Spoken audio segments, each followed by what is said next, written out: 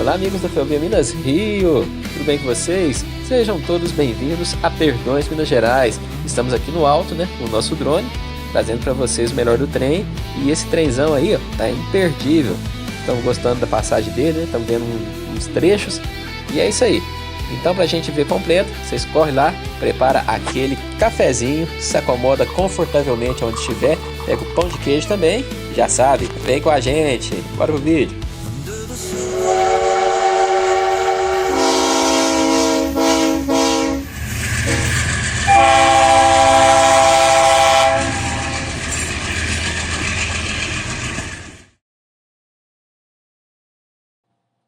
Então vamos lá, pessoal. Vamos aqui sobrevoando a BR-381, rodovia Fernão Dias, altura do quilômetro 666. Estamos aqui aguardando a chegada do trem vazio. Trem vazio, se vocês olharem atentamente a imagem, vocês já vão estar conseguindo ver algum dos vagões dele, né? Tá descendo a ferradura nesse exato momento. E nós estamos aqui embaixo, perto dessa árvore aqui embaixo aqui também.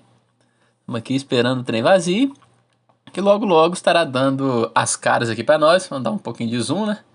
Vamos ver se nós conseguimos pegar a frente dele. Ah, lá, lá. A frente dele já está aparecendo aqui já para vocês. A gente vai vendo também o fluxo da BR também. Tem algumas carretas aqui. Tem uns carros passando aqui perto de mim aqui também. Essa rua achei que era calma, mas é movimentada, né? Olha lá, o trenzão vazio. Passando ali na PN do Padre Pedro, PN onde na década de 50 faleceu o padre, atropelado pela Maria Fumaça. A Maria Fumaça e o carro do padre engatou ali no meio, engasgou, pagou, a Maria Fumaça veio e acertou ele. E estamos começando a ouvir o som do trem agora, né? Muito baixinho. Mas o trenzão já tá chegando aí pra gente. Então vamos acompanhar a aproximação dele, né? E é isso aí, espero que vocês gostem.